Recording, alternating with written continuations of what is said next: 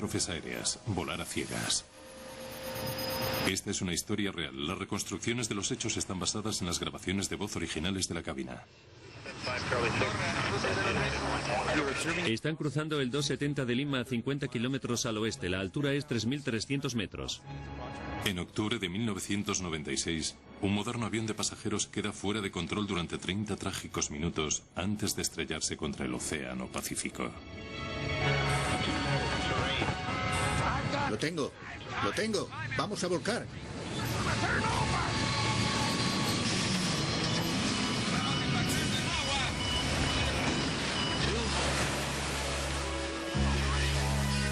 En ese momento nadie entiende qué puede haber ocurrido.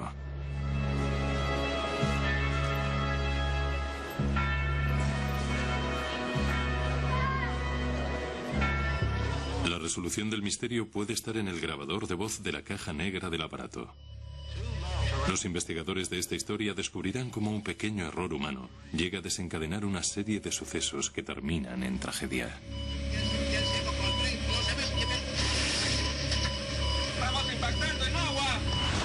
Algo que costaba 2 céntimos acabó con un aparato de 75 millones de euros y con la vida de 70 personas. El tipo de problema al que se enfrentaron aquella noche puede que haya ocurrido, no sé, unas 10 veces en un periodo de 20 o 30 años. En un principio no pierdes la esperanza. Pasa un tiempo hasta que llega un momento en el que tienes que aceptar el hecho de que nadie pudo haber salido con vida de allí. ¡Vamos a volcar! Volar a ciegas. 2 de octubre de 1996, 12:30 am. Lima, Perú. Aeropuerto Internacional Jorge Chávez. El vuelo 603 de Aeroperú se prepara para despegar hacia Santiago de Chile. El avión tiene 4 años y es un Boeing 757, un moderno avión de pasajeros célebre por su fiabilidad y seguridad.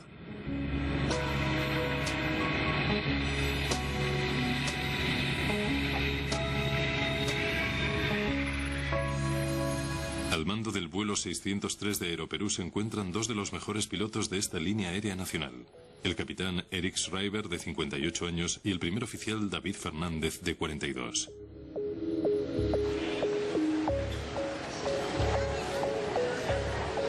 A bordo hay 61 pasajeros más los 9 miembros de la tripulación. La mayoría son chilenos que vuelven a su país. También hay peruanos, británicos, italianos, españoles, un neozelandés y otros latinoamericanos. Uno de ellos es el cuñado y amigo íntimo de un empresario, Monus Albert. Nuestra compañía hace negocios en Sudamérica. Hacemos exportaciones y de vez en cuando visitamos a nuestros clientes. En este viaje, Kenny y Abraham fueron a ver a unos clientes a Perú y Chile. Yo tenía muy buenas relaciones con ellos. Claro que uno de ellos era mi cuñado. Y éramos como hermanos. Yo le quería mucho y se casó con mi única hermana. Teníamos muy buena relación. 12:40 am.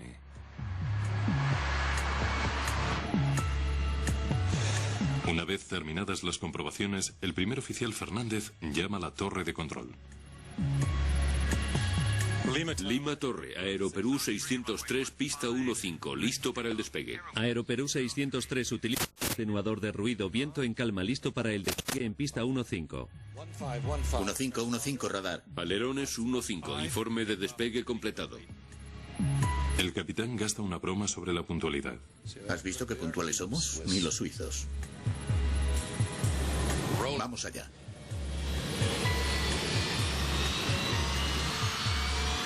El Boeing 757 de Aeroperú está controlado por un ordenador de nueva generación y los pilotos han sido instruidos para confiar en un sistema centralizado de datos que está diseñado para reducir errores tanto mecánicos como humanos. Durante el despegue el avión no presenta ningún problema. 150 kilómetros por hora. Comprobado. V1 girando.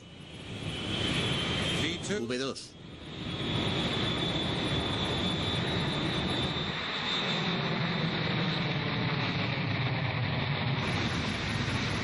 ¿Subimos el tren? Bien. En el momento que despega el avión, los pilotos empiezan a ver anomalías. Los altímetros están atascados. El altímetro indica la altura del aparato respecto al suelo. Y aunque es obvio que están volando, la altura marcada es 0. Los altímetros están atascados. Ya lo veo. Todos. Esto es algo nuevo. Mantén V2 más 10. El 757 dispone de 3 altímetros. Uno para el piloto, otro para el copiloto y uno más de seguridad. Ninguno de los 3 funciona. Además, van a perder otro instrumento crucial. El indicador de velocidad en el aire. La velocidad. ¿Eh? La velocidad. ¿Qué ocurre? ¿No estamos ascendiendo? Sí, pero no sé qué pasa con la velocidad. Espera, tú mantén la velocidad. El vuelo 603 de Aeroperú deja las luces de Lima y se dirige sobre el Océano Pacífico. Sin altímetros ni indicadores de velocidad en el aire, los pilotos vuelan ahora a ciegas. En la torre de control de tráfico aéreo en Lima se mantiene el contacto con el avión siguiendo su rumbo y altitud.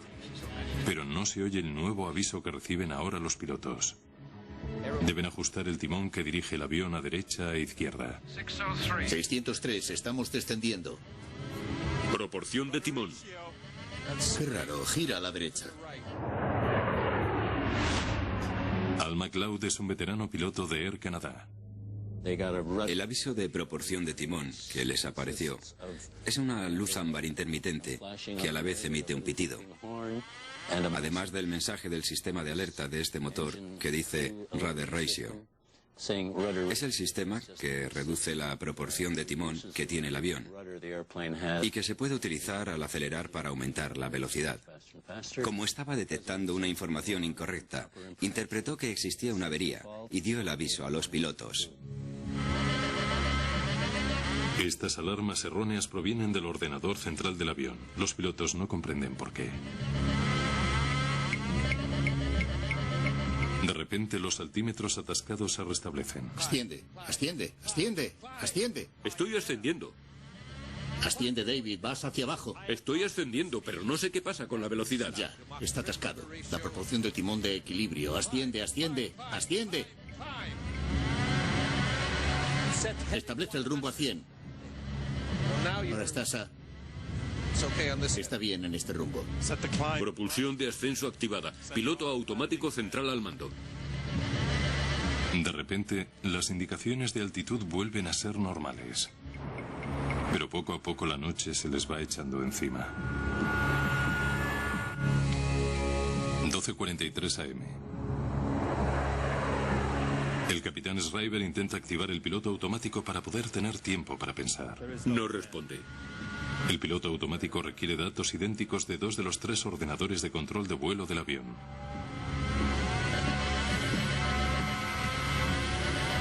Pero las indicaciones del instrumento de Schreiber son tan diferentes de las del de Fernández que el piloto automático se desactiva. Y aparece otra alarma. Inclinación a velocidad Mach. Esta alerta indica que el avión no está volando en posición nivelada. Pero a los pilotos no les parece que el 757 vuele inclinado. Vamos con los instrumentos básicos, está fallando todo. La inclinación a velocidad Mach es un sistema que sirve para equilibrar el avión. Cambia el ángulo del estabilizador horizontal en la cola del avión y se utiliza para acelerar el avión y aumentar su velocidad. Estaba dándoles una indicación falsa. Luego, además, les apareció un aviso de exceso de velocidad, a pesar de que tampoco era cierto. Ese aviso también es en forma de alerta con una luz roja, unida a una señal acústica. A pesar de las alertas y de tener desconectado el piloto automático, el aparato sigue estando bajo control. Si quisiera, Schreiber podría mantener el avión en el aire durante horas, pero decide aterrizar. Da instrucciones al primer oficial Fernández para que declare una emergencia. Tenemos una emergencia. Vuelo 603, aquí Lima. Declaramos situación de emergencia. No disponemos de altímetro ni indicador de velocidad en el aire. Declaramos emergencia. Recibido, altitud. No tenemos. Estamos a unos 300 metros y nos aproximamos a 500. 603, confirme si es posible cambiar su frecuencia a 119.7 para recibir instrucciones de radar. A solo 60 kilómetros de Lima, los pilotos del vuelo 603 de Aeroperú navegan sin instrumentos con la esperanza de que en tierra puedan ayudarles a aterrizar el avión.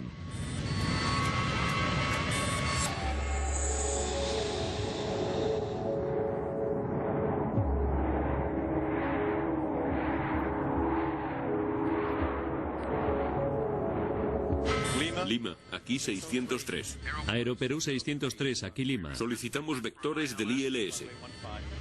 Buscan la pista de aterrizaje con la ayuda de un sistema de aterrizaje por instrumentos, ILS, que transmite información sobre el rumbo, mientras que el radar del aparato proporciona la información de altitud. Afirmativo, mantenga la altitud actual. ¿A qué nivel estamos? Tenemos 1200 metros. ¿Puede confirmarlo? Correcto, manténgase a 1200 Schreiber y metros. Fernández nunca han tenido una emergencia similar ni han sido entrenados para ella. Desconexión del acelerador automático. En realidad no tenemos ningún control. No, no tenemos ninguno, ni siquiera los más básicos. Veamos, comprobemos todo. El avión era controlable. Pero antes hay que saber qué es lo que está pasando, y es muy fácil ahora.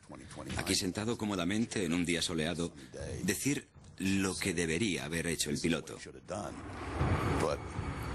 Pero en aquella noche fría y oscura, con alarmas y pitidos sonando por todos los sitios, es muy difícil analizar tanta información contradictoria.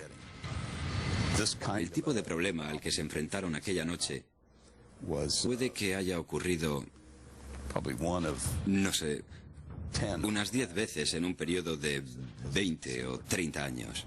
12:46 AM.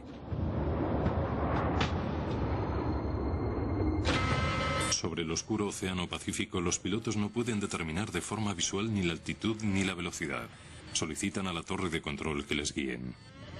Está respondiendo. La velocidad con respecto al aire es 0. ¿Será posible? Por favor, ¿pueden darnos la velocidad del aire si nos tienen en radar?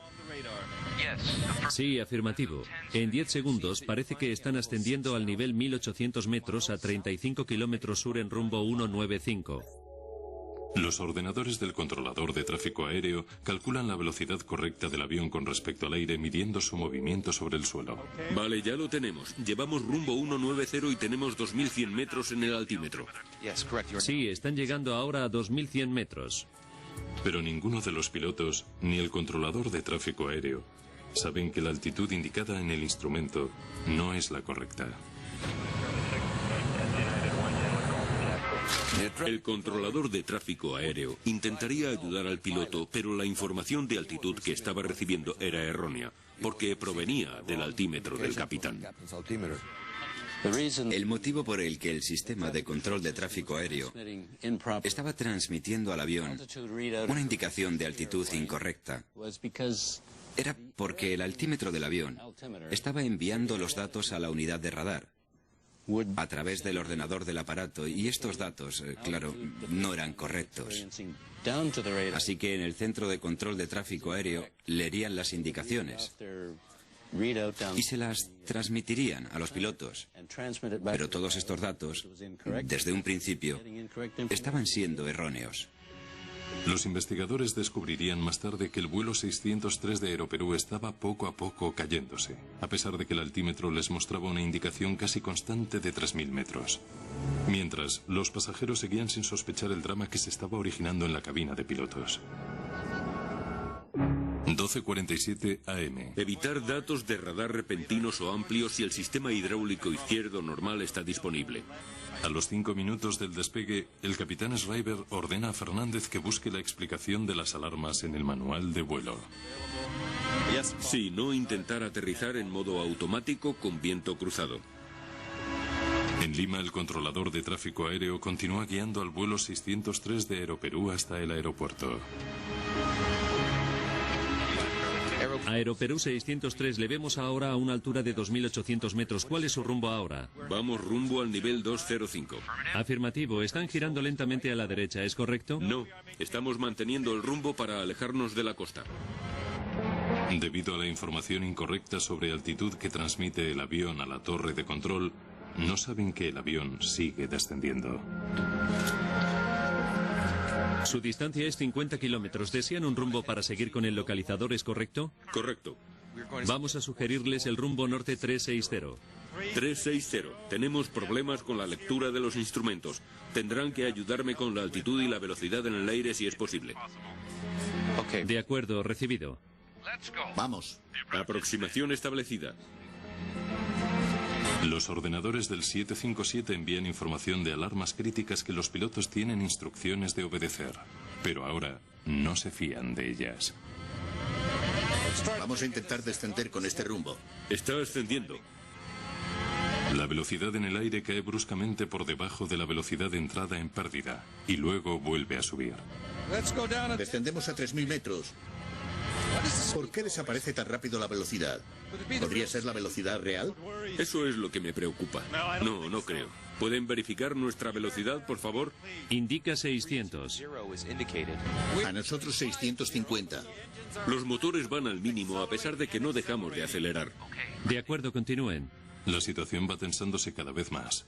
Los pilotos no disponen de una indicación real de la velocidad. Están intentando pilotar el avión, cambiando de altitud, ascendiendo y descendiendo, lo que hace cambiar la lectura de velocidad con respecto al aire, aunque de todos modos era incorrecta.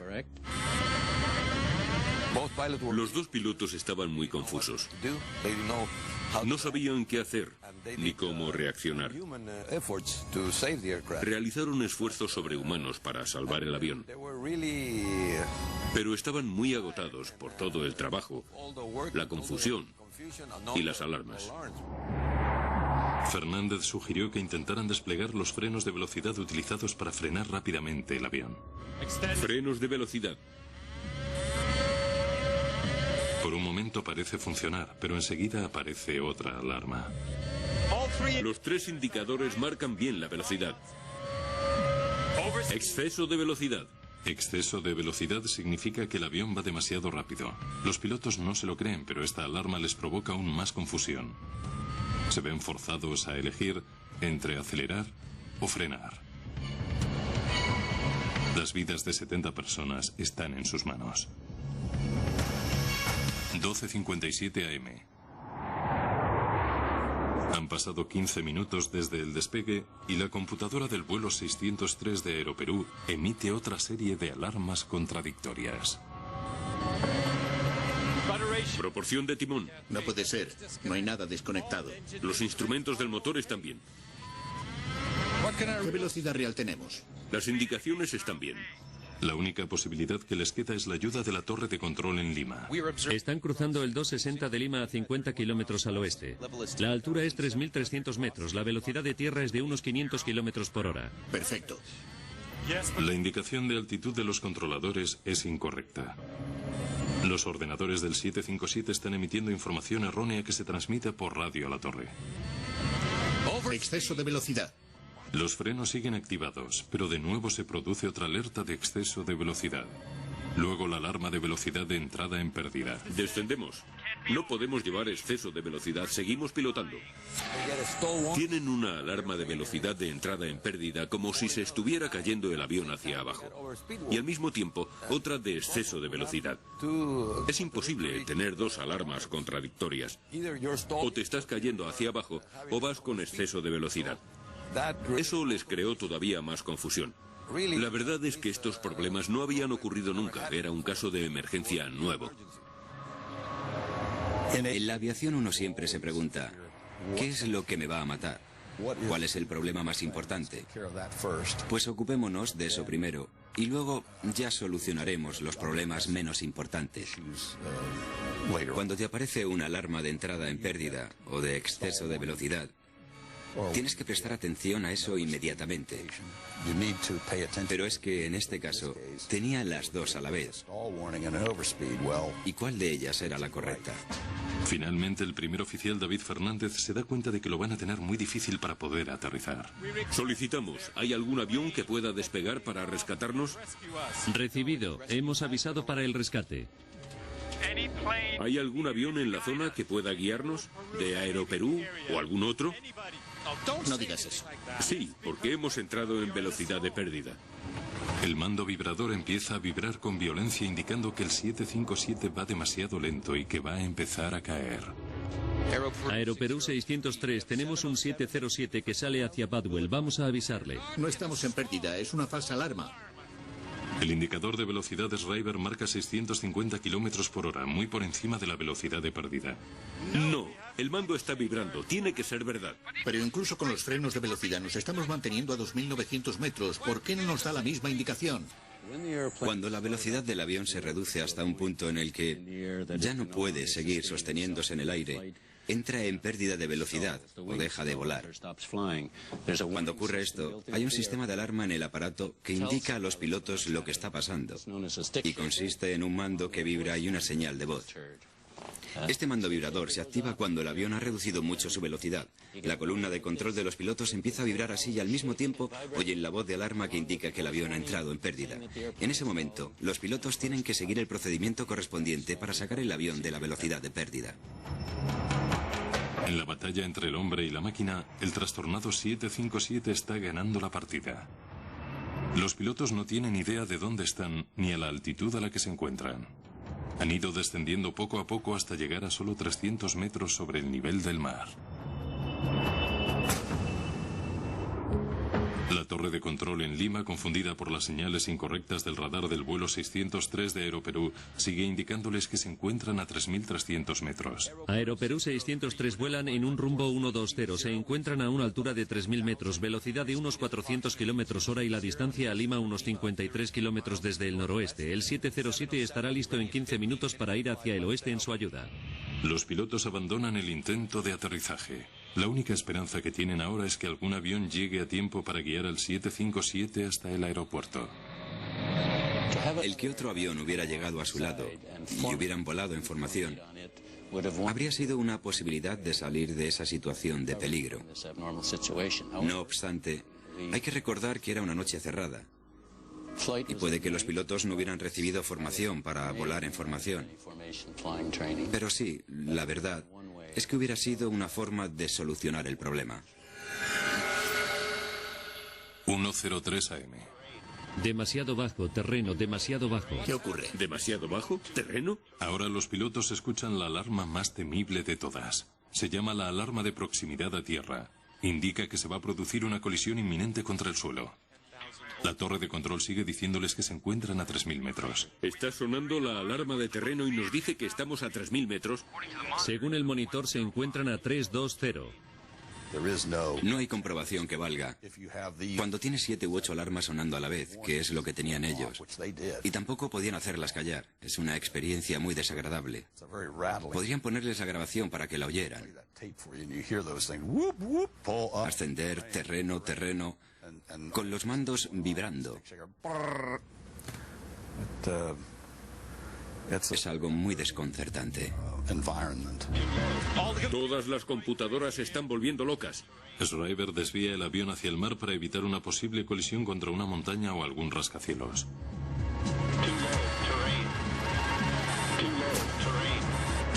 A pesar de las alarmas erróneas, la alarma de terreno sí es correcta. Hay un sistema en el aparato llamado sistema de proximidad a tierra que detecta la velocidad de descenso en el avión. Lo irónico de la situación es que estaban recibiendo el aviso demasiado bajo, terreno, demasiado bajo, terreno. Y esa alarma era, con toda probabilidad, correcta, pero habían estado recibiendo tantas falsas alarmas, avisos, señales y pitidos, que no creo que se lo tomaran en serio.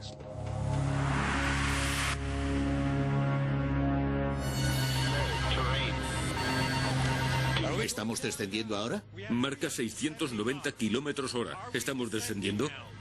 Aquí aparece la misma velocidad, unos 370 kilómetros hora. Velocidad de 370.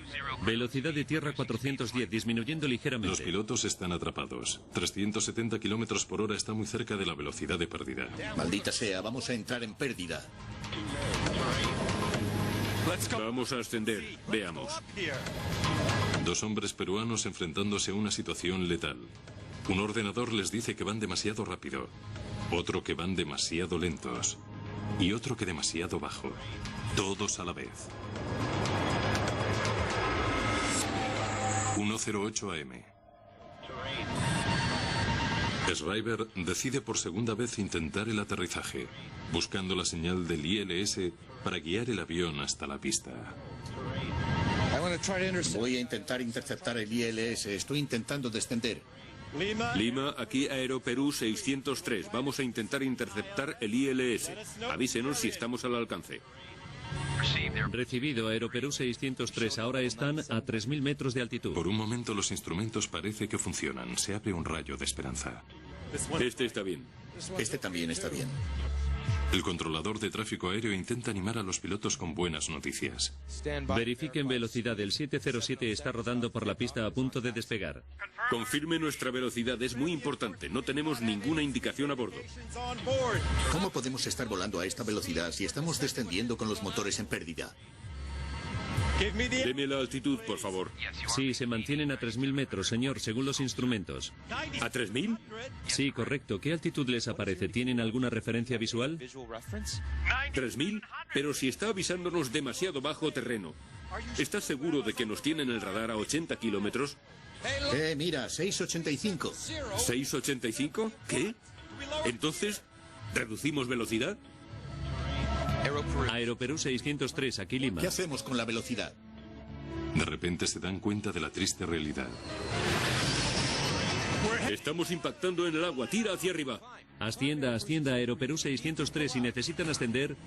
Durante 20 segundos más los pilotos intentan ganar altura.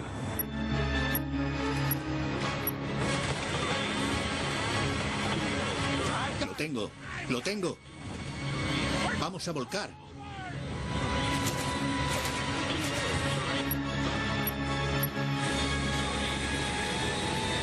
Aeroperú 603, aquí Lima.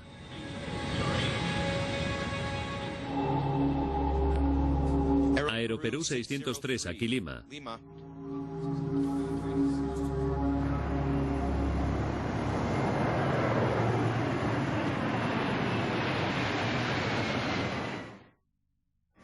...2 de octubre de 1996. A la mañana siguiente el empresario mexicano Monus Albert se entera de que el vuelo de Aeroperú se ha estrellado. A los 5 minutos del despegue, los pilotos informaron a la torre que tenían una emergencia y solicitaron permiso para volver a Lima. El contacto con el aparato se perdió a la 1:10 de la madrugada. La última posición conocida del avión fue a 80 kilómetros al norte de Lima. Me levanté a las 6 de la mañana y me puse a ver las noticias. Oí que había habido un accidente de Aeroperú, pero mencionaron que era un vuelo de Nueva York a Lima. Las autoridades proceden a las operaciones de rescate del avión que lleva 71 pasajeros y 9 tripulantes. Su cuñado y su socio iban en el vuelo 603 de Aeroperú. Así que me metí en la ducha. Y cuando salí habían rectificado la noticia, diciendo que era el vuelo de Lima a Santiago. Y yo sabía que Kenny y Abraham iban allí. Las noticias eran imprecisas. Dijeron que podría haber supervivientes y que se había estrellado en el Océano Pacífico. No sabían mucho, solo que se había estrellado durante la noche, así que yo pensé que quizá hubieran aterrizado sobre el agua y que habría podido salir la mayoría de la gente. Guido Fernández acaba de ser nombrado investigador del accidente en Perú. Aeroperú es su primer caso. El copiloto David Fernández es su sobrino. Estaba en la cama. Eran las 4 de la mañana, más o menos. Me llamaron y me dijeron que habían dado a mi sobrino por desaparecido en el accidente. Luego me preguntaron qué me parecía el que mi sobrino fuera el copiloto. Yo les dije que me sentía muy mal, pero que era un profesional y que tenía que hacer mi trabajo. Tenía que cumplir con mi deber y eso fue lo que hice. Fernández llega rápidamente al lugar del accidente en un helicóptero de la Marina. Está claro que no hay supervivientes. Hay 9 cuerpos flotando entre los restos y el resto se ha hundido junto al 757.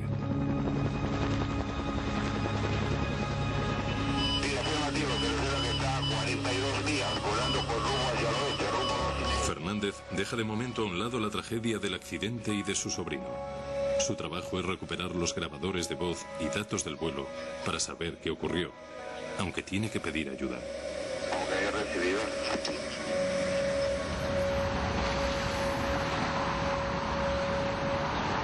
Fernández se pone en contacto con la Comisión Nacional de Seguridad para el Transporte en Washington, Distrito Federal, una de las principales agencias del mundo para la investigación de accidentes aéreos. Habían encontrado el aparato. Estaba bien localizado por radar. La Marina peruana había establecido la posición de los restos del naufragio en el océano. Y ya solo quedaba ir a buscarlo al fondo, para lo cual no disponían de medios suficientes. Rodríguez vuela hasta Lima para unirse a Guido Fernández en su búsqueda para encontrar alguna respuesta. Me enteré de que su sobrino era el primer oficial y sugerí que quizá debían considerar relevar al capitán Fernández de la investigación, por lo que esto pudiera afectarle. Las preocupaciones de los investigadores norteamericanos pronto desaparecen. Fue muy objetivo. Diría que fue un investigador excelente, considerando además que no era un sobrino distante, sino un familiar muy cercano. Hizo un trabajo extraordinario. La caja negra del Boeing 757 puede emitir una baliza localizadora durante 30 días. La Marina de los Estados Unidos proporciona vehículos submarinos con control remoto para explorar el área de los restos en busca de las cajas negras. El veterano investigador Rodríguez tiene claro que el avión cayó en una sola pieza.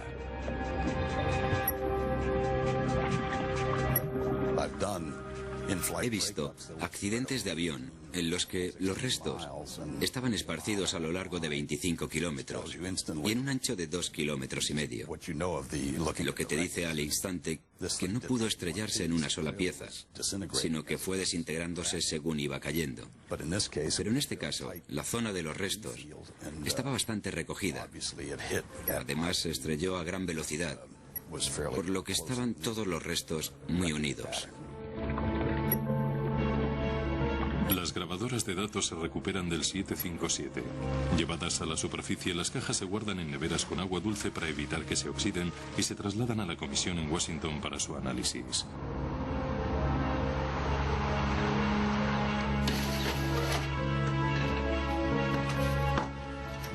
El grabador de voz de la cabina podría ofrecer las pruebas que están buscando los investigadores.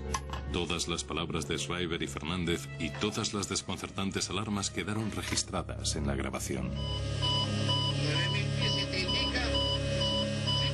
Las voces grabadas son débiles y en ocasiones difíciles de descifrar, pero el caos provocado por las alarmas se oye con escalofriante claridad. Demasiado bajo, terreno.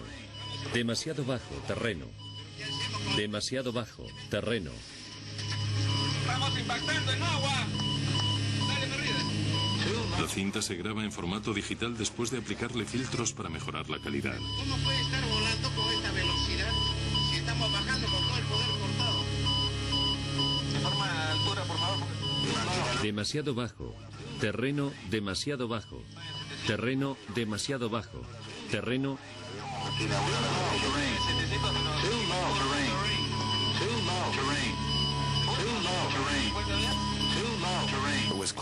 Para nosotros estaba claro que tenían problemas con la altitud y la velocidad en el aire. Y las indicaciones de estas dos cosas en el aparato dependen del sistema estático Pitot. El sistema estático Pitot se puede encontrar en todos los aviones, sean grandes o pequeños. Los puertos externos miden la presión del aire exterior para proporcionar los datos sobre la altitud y la velocidad. Si estos puertos se obstruyen, las computadoras del avión generan avisos falsos. Pero el por qué esos puertos estaban obstruidos es un misterio. Para averiguar la pieza que falta en el rompecabezas se utilizan vehículos robotizados. La sorpresa llega cuando los investigadores descubren que los puertos estáticos del capitán Schreiber están completamente tapados con cinta aislante. Justo antes de que el vuelo 603 de Aeroperú despegara de Lima, los operarios de mantenimiento limpiaron el avión y cubrieron los puertos estáticos con cinta aislante como protección. Es lo que marca el procedimiento. Pero luego se olvidaron de quitar la cinta. Fue un pequeño descuido con un resultado catastrófico. No quitaron la cinta aislante y cuando el avión salió y empezó a volar, estos instrumentos solo detectaban la presión estática del aire atrapado a nivel del mar. El hecho es que el avión estaba ascendiendo hacia aire más fino, pero el ordenador de datos del aire y los instrumentos presentaban una información falsa, generando unas indicaciones completamente anormales. El inspector que tenía que haber realizado la supervisión del trabajo del operario no lo hizo.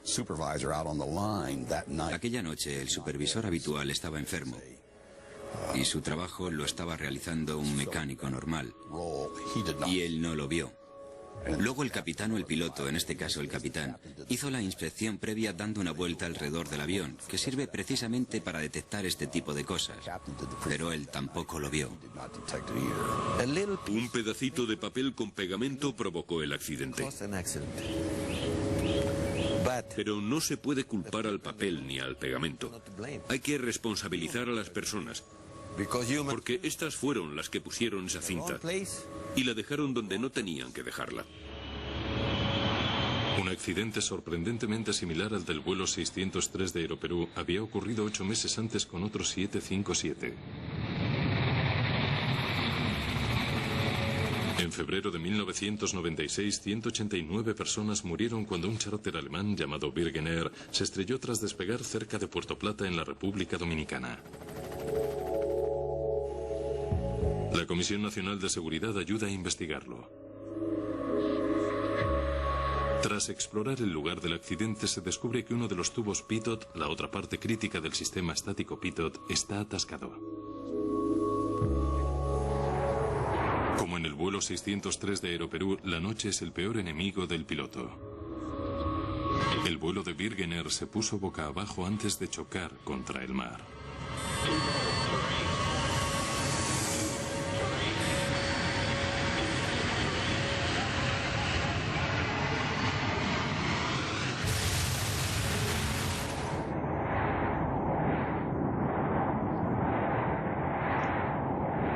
Enseguida salieron comunicados sobre los problemas del sistema estático pitot que se enviaron a todas las líneas aéreas, pero Aeroperú no había implementado todavía los cambios.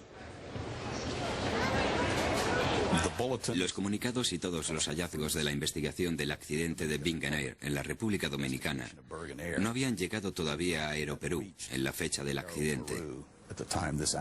El gobierno peruano destacó acertadamente ese hecho en su informe sobre el accidente, indicando que se debería haber dado un mayor impulso a esas recomendaciones para que hubieran llegado con más rapidez a toda la industria. 3000, pero si está avisándonos demasiado bajo terreno. Aunque Schreiber y Fernández hubieran sabido lo de Virgin Air, puede que no les hubiera servido para salvarse, dada la gran tensión de la situación. ¿Qué? ¿Reducimos velocidad? Es fácil sentarse aquí, en la cabina del 757 y ver los toros desde la barrera. Pero con todas las alarmas, los avisos de exceso de velocidad, de proximidad a tierra, de entrada en pérdida sería otra cosa. Ahora es muy cómodo analizarlo y decir lo que hubiera hecho como piloto experimentado. Pero la situación en la que se encontraban esos dos pilotos aquella noche era extremadamente complicada, como para poder manejar un avión y ser capaces de resolverla. A las 2 semanas del accidente, Monu Salver se une a otras decenas de familiares de las víctimas en busca de los restos de su cuñado y de su amigo. Finalmente, los identifica en un depósito de cadáveres en Lima. Quería encontrarlos. De verdad quería encontrarlos. Aunque una parte de mí no quisiera, porque seguía conservando la ilusión de que si no los encontraba, quizá estarían en una isla bebiendo una copa y mirando bailar a unas chicas. Ya puedo cerrar el asunto. Ya puedo cogerlos y enterrarlos. Y tendrán un sitio para que la familia pueda ir allí y ponerles flores de vez en cuando y decir: mi cuñado está aquí, mi padre está aquí, mi marido está aquí. Ahora que los investigadores tienen la respuesta al misterio de la pérdida del vuelo 603 de Aeroperú, comienzan los pleitos.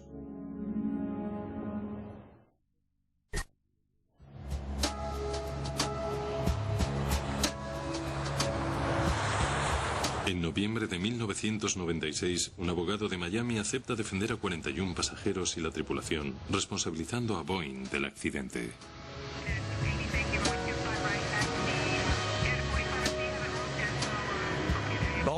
Boeing tiene que prever el uso incorrecto de sus productos. En otras palabras, el fabricante es responsable por ley del previsible mal uso que se pueda dar a sus productos y puede ser corregido. En otras palabras, Boeing construye el avión con un peligro potencial. Ese peligro es que para limpiar el avión hace falta cubrir el puerto estático. Y si no te das cuenta de esto, el aparato se puede estrellar. Yo quería recuperarlos. Y como no podía recuperarlos, al menos quería que las esposas de las víctimas fueran compensadas. ¿Qué cuánto supone eso? No lo sé. Abraham tenía 3 hijas. Y ahora ellas no tienen padre. ¿Qué cuál es la compensación? La mejor compensación, si se pudiera, sería devolverlos. Devolverles la vida. Pero como eso no es posible, la otra posibilidad es conseguir una compensación económica, y entonces luchas por obtener la mejor compensación posible. Boeing alega que su 757 no estaba averiado. Un operario de Aeroperú tapó el puerto estático con cinta aislante y se olvidó de quitarlo a pesar de que está indicado con señales claras. Además, Boeing culpa al capitán Eric Schreiber por no haber inspeccionado visualmente el avión antes del despegue. Pero el investigador Richard Rodríguez entiende que a Schreiber se le pasara la cinta en el puerto estático. Una de las razones es que está muy alto. Estará a casi 5 metros de altura y además era de noche. Con una linterna, además, utilizaron cinta aislante que se supone que no se puede utilizar. Se especificó que esta cinta aislante era de color gris, con lo que prácticamente no se distinguía del color del fuselaje del avión. Así que ninguna de las 3 o 4 personas consiguieron ver la cinta en el avión antes del despegue. Mientras continúa la búsqueda de responsabilidades, el operario que pegó la cinta en los puertos es encarcelado por homicidio causado por negligencia. Algunas veces los abogados confunden las cosas.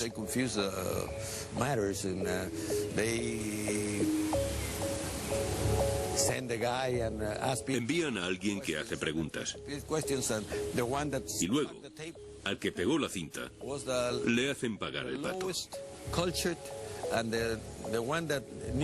Era la persona de menor preparación y la que menos sabía lo que podía haber pasado. El juez dictaminó que él era el responsable y le metió en la cárcel. Schreiber y Fernández también fueron investigados.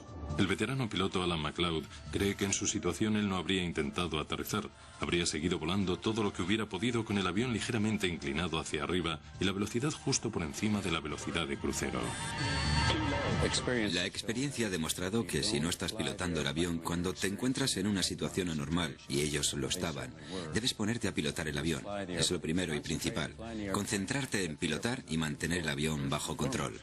¿Estamos descendiendo ahora? Marca 690 kilómetros hora.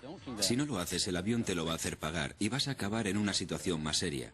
Yo hubiera pilotado de forma manual el avión, asegurarme de poder volar con seguridad, aunque solo fuera usando el indicador de dirección y altitud y los valores normales de potencia con los que estuviera familiarizado, y después intentar llevar el avión hasta tierra.